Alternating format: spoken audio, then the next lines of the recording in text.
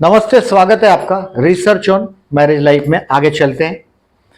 जब इस देखिए 4-5 चीजों को देखने के लिए बाद में इसको और आगे चलते हैं कि लॉर्ड ऑफ द सेवेंथ अगर आपका रेट्रो है, वक्री है, अस्त है या नीच राशि का है।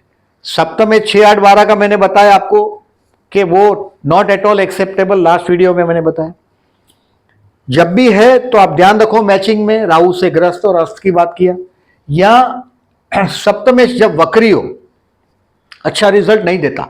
शुभ ग्रह है तो ठीक है, नहीं तो आप इसको मैचिंग करेंगे तब ध्यान दो, जैसे अस्त हो सप्तमेश, सप्तमेश 7th लॉर्ड अगर शुक्र हो और वो अस्त हो तो विवाह लेट होता है, नहीं होता है। जब सूर्य, ज्यादातर मैं शुक्र वालों के केस में देखता हूं, क्योंकि सूर्य बुध और शुक्र, बुध अस्त नहीं होता, जनरली बुध अस्त नहीं होता। और जब भी आप ऐसा देखते हैं तो अस्त के ग्रह को बल देने के लिए हम स्टोन पहना सकते हैं।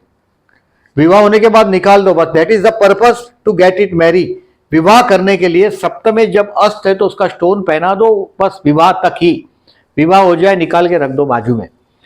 और सप्तमेश नीच राशि का हो, मैंने बहुत सारी मैरिज लाइफ में कॉन्ट्रोवर्शियल कुंडलियों में लॉर्ड ऑफ द 7th मैंने नीच राशि में देखा, डेबिलेटेड, यानी कि कहीं भी हो अगर सप्तमेश नीच राशि का है तो खराब कर देगा हालत। उसके लिए नीच राशि के ग्रहों का दान दो, डोनेशन। और जो ग्रह अच्छा है या उसकी ताकत दे सकते हो, जैसे योग कारक है, गुरु से दृष्ट है सप्तम स्थान, तो हम गुरु को बल देके विवाह करवाने की कोशिश करते हैं। तो ये दान, नीच राशि का ग्रह सप्तमेश हो तो उसको इजीली नहीं लीजिएगा। मेरे बॉस है, मैं फॉर एग्जांपल बताता हूं, I can not quote their names से anywhere. He got a same Libra लग्न और उसके कर्मस्थान में मंगल है। ये कंवारा नहीं है, बट मतलब इसने विवाह नहीं किया है, but he has enjoyed his life. ये इस अर्थ में मैं इसको देखता हूं कि इसका तुला लग्न है। बाकी सब प्लेनेट को तो आपके लिए इस वक्त तो मायने नहीं रखते, बट सप्तम स्थान का स्वामी मंगल नीच राशि का कर्मस्थान में। हां, अगर ये परिवर्तन हो जाता है जैसे चंद्र के साथ तो कोई प्रॉब्लम नहीं है। अब जब ग्रह, कभी भी याद रखिएगा, जब ग्रह परिवर्तन हो जाता है उसका निश्चित्व नहीं रहता। आप कोई भी ग्रह, जैसे इसका लॉर्ड है चंद्र और इसका स्वामी है मंगल, तो ये सप्तमेश और कर्मेश का परिवर्तन योग हो गया। रिमेंबर दिस, ये अगर चंद्र उसका यहां आ जाता तो ठीक है, वो हमने जो बताया उनका चंद्र यहां है जेमिनी का, सो ये उसका मैरिज लाइफ ब्लास्ट मतलब उसका विवाह ही नहीं हुआ। And whatever at the same age, ये तो बहुत बड़े हो गए उम्र में अभी। बॉस मतलब मेरे साथ बहुत 90s में मेरे साथ जॉब पे रहते थे। बट बता रहा हूं मैं आपको कि ये जब भी हम लोगों ने समझाया तो इनिशियली डेज में वीनस का दिन है, रोज ड्रिंक्स करना, मौज मजा से जीना, बिकॉज तुला का लग्न है, शुक्र लग्न है। जब भी याद रखो, वृषभ लग्न हो, तुला लग्न हो या मीन लग्न हो, मैंने पहले बताया जिंदगी जीते हैं 3, वृषभ, तुला और मीन। नशे से दूर रहना चाहिए उन लोगों को, नहीं तो ये लोग नशे में अपने आप को डुबा देते हैं, उनको नशे से ज्यादा कनेक्ट हो जाते हैं। तो ये नेगेटिव है। अगर वो मेरे को तब तो उनके एडवाइस में तो ये लोगों का सप्तमेश नीच राशि का है तो इनको बोलो गुड़ का दान करो। मंगल नीच राशि का है तो गुड़ का दान करो। और स्टोन पहनने का जब गुरु का पोजीशन अच्छा हो तो। अब ये सप्तम स्थान का स्वामी वक्री हो, अस्त हो या नीच हो की बात एच। अब नवमांश कुंडली पे आता हूं। देखिए कभी भी याद रखेगा, नवमांश कुंडली में देखिए ये लोग इतने सारी किताबों में there are lot of things have been written, बहुत सारी चीजें लिखी मैंने जितने भी देखे हैं। आप नवमांश कुंडली में लॉर्ड ऑफ द आपका जन्म का सप्तमेश नवमांश कुंडली में खराब नहीं है। नंबर 1 देखो, लग्न आपका नवमांश कुंडली का लग्नेश, नवमांश जो भी कुंडली है आपकी उसका लग्नेश जन्म कुंडली में अच्छा होना चाहिए। ये उच्च का हो, केंद्र में हो या त्रिकोण में हो। केंद्र मतलब यहां, उच्च का कहीं भी हो या त्रिकोण में 159, इतनी जगह पे हो तो बहुत अच्छा रिजल्ट देता है। नवमांश में, नवमांश कुंडली में सिर्फ यही देखता हूं, लॉर्ड ऑफ द नवमांश कुंडली। जैसे अभी यहां समझो तुला लग्न है फॉर एग्जाम्पल, नवमांश में मीन लग्न हो, नवमांश कुंडली में मीन लग्न हो की बात करूंगा अभी। तो मीन लग्न का स्वामी हो गया गुरु, और गुरु आपके जन्म कुंडली में कहां है, नवमांश कुंडली का लग्नेश आपके जन्म कुंडली में कहां है। अगर गुरु आपके यहां यहां यहां यहां यहां यहां, मैरिज लाइफ को थोड़ा सपोर्ट रहेगा 100%, there is no question. Lucky partner मिलता है, भाग्यशाली पार्टनर मिलता है। अपने नवमांश कुंडली में मैंने बहुत रिच लोगों की नवमांश कुंडलियां देखी है, बर्थ चार्ट देखे। नवमांश कुंडली में अधिकतर उनके कुंडलियों में या तो ग्रह उच्च के होते हैं, यानी कि सबके सब ग्रह, जितना कुंडली बलवान होगा उतना नवमांश उसका बलवान होता है। आप जन्म कुंडली से जो जजमेंट करते हैं, नवमांश में उसकी एक्चुअल स्ट्रेंथ देखी जाती। नवमांश कुंडली में उसके सारे के सारे ग्रह बलवान होते हैं। स्वगृही होगा, उच्च होगा, परिवर्तन होगा। परिवर्तन में भी आप ऐसा मत समझो कि दो ही ग्रह परिवर्तन होते हैं, 3 4 5 ग्रह एक दूसरे से कनेक्ट होते हैं। परिवर्तन देखिए, अभी चंद्रमंगल का मैंने बताया, ऐसा 3 4 ग्रह, 3 4 घर का स्वामी एक दूसरे से परिवर्तन होके, अभी जो मैंने आपको बताया था तुला लग्न वालों का, तुला लग्न वाले का मैंने बताया था मंगल और ये चंद्र, तो ये सिर्फ इसका ही कनेक्शन बताया था मैंने आपको, सप्तमेश और कर्मेश का परिवर्तन। लेकिन कभी कभी क्या होता है, सप्तमेश यहां जाता है, यहां का स्वामी यहां आता है, यहां का स्वामी यहां आता है, ऐसा ट्राइंगल बनते हुए भी देखता हूं। मतलब ये तो बहुत अच्छा ट्राइंगल बना 9 10 और 7 का। तो ये कभी भी ध्यान में रखो, नवमांश कुंडली में नजर मारना इसके लिए जरूरी है कि नवमांश कुंडली का लग्नेश 6 8 12 में गया, फिर से सिग्नल है कि आपको और कुंडली को कंसंट्रेट करना पड़ेगा। ये हो गया आई। अभी चलते हैं जे पर। देखिए, मैंने राहु शुक्र का युति, पहली बात है कर्क राशि के शुक्र के बारे में बताता हूं। इसको आप देखें, किसी भी कुंडली में शुक्र कर्क राशि में है तो इसकी घर की औरतें श्रापित होती, श्रापित औरतें होती है। ये इसको बस इतना ही लिखा है, and I have observe that this is a correct thing. ये वैवाहिक जीवन के लिए ये कर्क राशि का शुक्र अच्छा नहीं माना जाता। आई हैव ऑब्जर्व, मैंने कर्क राशि का शुक्र को देखा है, नॉट एट ऑल गुड। तुला का शुक्र की बात नहीं कर रहा हूं मैं, कर्क के शुक्र की बात कर रहा हूं। जैसे फॉर एग्जाम्पल, ज्यादातर तो मैं शुक्र को ताकत के हिसाब से देखता हूं, तो कर्क राशि का शुक्र स्त्री, उनके घर में मामा है, बहुत संघर्ष से जी होती, कोई भी फीमेल हो, पर्टिकुलरली बहन हो, वो भी दुखी होती है। बहुत बार देखा है, बहन है, बुआ है, मतलब पापा की बहन है, घर की औरतें श्रापित होती। कर्क राशि का शुक्र not at all good for the marriage life, ये सिग्नल है नेगेटिव का। अब ये राहु शुक्र की युति, राहु देखो राक्षस है, शुक्र उसका गुरु है, ये गुरु चेले की युति। बट कहीं ना कहीं से ये शुक्र को बिगाड़ेगा भी, राहु है और राक्षस है, वो शुक्र को बिगाड़ने का भी कार्यक्रम करेगा। तो ये लोगों के पास जैसे जैसे मैंने देखता हूं दौलत आती है, राहु शुक्र की युति कहीं भी हो आपके कुंडली में, अति समृद्धि ये हो गए, बहुत पैसा देता है, अति समृद्धि देता है। लेकिन जैसे जैसे पैसा बढ़ता जाएगा, इसके स्पाउस का, पति या पत्नी का हेल्थ खराब होने लगता है, खराब होने लगता है। ये राहु शुक्र की युति का ये सबसे बड़ा माइनस पॉइंट है।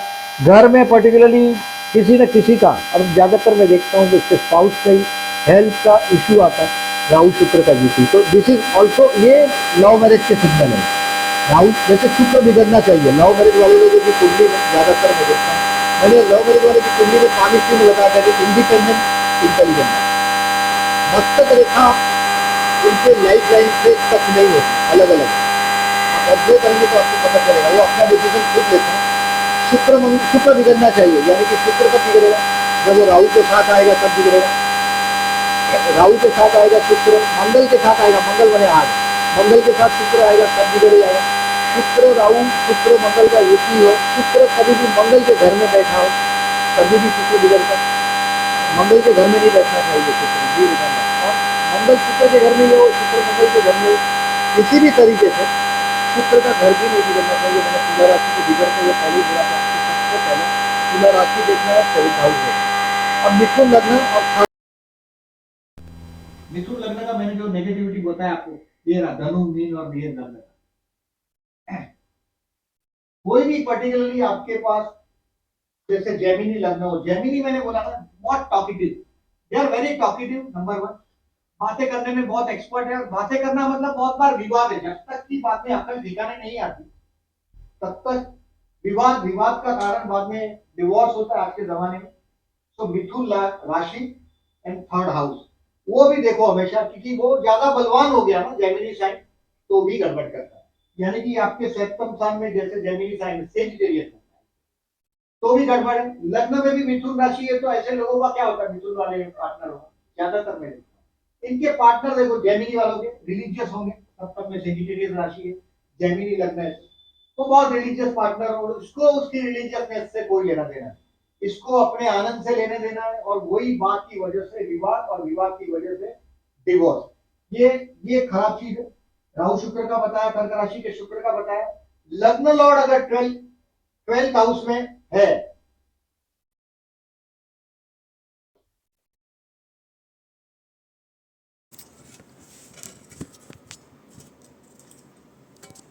न थયું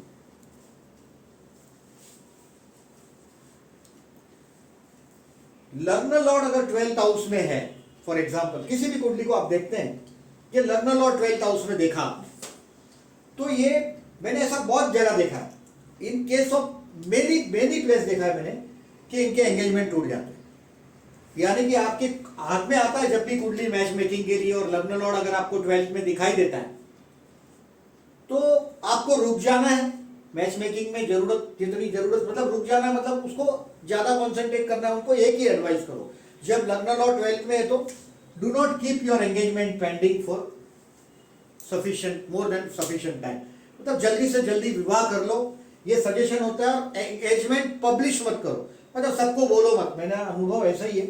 इन केस ऑफ मैंने 10 से 15 जगह, एक छोटी सी उम्र है, कोई ज्यादा उम्र नहीं है, माई एज इज 55 है, 55 साल की उम्र में मैंने देखा है कि लग्न लॉर्ड 12th में है तो एंगेजमेंट टूटते हैं, क्योंकि उन लोगों के जीवन में कॉन्ट्रैक्ट, कोई भी कॉन्ट्रैक्ट लग्न लॉर्ड अगर 12th में ऐसे लोग कोई कॉन्ट्रैक्ट साइन करता है तो लोग फंसा देते हैं उनको कभी भी लीगल डॉक्यूमेंट्स साइन करते हैं तो भी केयरफुल रहना है, किसी की एडवाइस लेके ही चलना है। लग्न लॉर्ड का 12th हाउस में जाना एकदम डेंजर है। आपको एंगेजमेंट उनका पेंडिंग नहीं रखने का सजेशन देना है, और उनको कभी भी, यार लग्नेश जब 12th में जाता है, बहुत बार लग्नेश 12th में जाता है तो मैंने बोला फॉरेन जाता है लोग, 10th लॉर्ड 12th में जाता है तो फॉरेन जाते हैं, सप्तमेश 12 में हो तो फॉरेन में शादी होता है, फॉरेन का पार्टनर होता है। बट लग्न लॉर्ड जब भी 12th में जाएगा उनको एक ही बात बोलने का, कोई भी किसी की जामीन गारंटी लेना नहीं, अगर गारंटी लेता है तो उसको जेल में तक लेके जा सकता है। 8th हाउस भी अपने को बंधन देता है, 12th हाउस अकेलापन कर देता है। अकेलापन क्या होता है? जेल में ही होता है। इंसान जब लग्नेश 12 में हो, ये आदमी अकेला रह जाता है, मेले में भी अकेला रह जाता है, भीड़ में भी अकेला रह जाता है। तो लग्नेश 12th हाउस में उनको बोलो एंगेजमेंट ज्यादा दिन पेंडिंग नहीं रखने का, और पेंडिंग रखोगे तो 12th हाउस उसका रोल किए बगैर उसको छोड़ता नहीं। अब लास्ट ये चीज बताता हूं, बाद में थोड़ा और डिस्क्राइब करूंगा। अभी 8th हाउस का बुध, 8th हाउस में अगर मर्क्यूरी है किसी का, ये पति या पत्नी, और ये उसका बुध। देखिए कोई भी ग्रह और राशि, तो ग्रह नजीक है, राशि बहुत पीछे, ग्रह ज्यादा फल देता है, राशि से ज्यादा ग्रह फल देता है। यानी कि सबसे पहला नजर मारना है कौन सा ग्रह बैठा है आपके कहां, ग्रह पे नजर पहले, राशि बाद में, क्योंकि राशि पीछे। रिमेंबर दिस, ग्रह का फिर नक्षत्र कौन सा है वो भी देखो जरूर, और बाद में राशि। राशि की बात तो नक्षत्र से ज्वाइंट है ही, तो there is no question. 8th house में बुध हो, ऐसे लोग पति या पत्नी से दब जाते हैं, दब जाते हैं। उनका अपोजिट पार्टनर उसके ऊपर उसको दबा देता है, बातें कर करके इतना बात करेगा, इतना बात करेगा, पति या पत्नी की वाणी। और ये लोग थोड़े फर्टिलिटी से डाउन है, 8th हाउस का मर्क्यूरी फर्टिलिटी डाउन करता है। विर्गो लग्न का भी ये प्रॉब्लम है, रिमेंबर दिस, कन्या लग्न का भी ये प्रॉब्लम है, फर्टिलिटी कम होती है। फर्टिलिटी को कर्क, वृश्चिक और मीन राशि से संबंध है, जल तत्व की राशि से, और जल तत्व की राशि संतान स्थान में है, समझो 4, 8, 10, 12 में। 4 मतलब कर्क राशि, वृश्चिक राशि या मीन राशि, तो विवाह होते ही तुरंत संतान का फल मिलता है अधिकतर, बिकॉज ये फर्टिलिटी है ना। देखो कर्क राशि है तो पानी की राशि है तो ज्यादा होता है, वृश्चिक राशि में भी पर्टिकुलरली बहुत बच्चे होते हैं, और मीन राशि में भी फिश को बहुत बच्चे होते हैं। तो ये फर्टाइल राशि है, फलद्रुप राशि बोलते हैं, वाटर साइन, कर्क, वृश्चिक और मीन, वो कैलकुल रखे आप। 8th हाउस का बुध है, वो अपने पार्टनर के से दब जाते हैं। जब भी आप मैच करते हैं तब ये जरूर देखें। अब लास्ट में ये आपको नोट्स, लास्ट यहां रुकता हूं, और एक नेक्स्ट वीडियो बनाता हूं, उसको भी आप ऑब्जर्व करें। और वीडियो अच्छा लगा हो तो मार्क करिएगा, चैनल को सब्सक्राइब नहीं किया, then requesting please subscribe my channel, and thank you.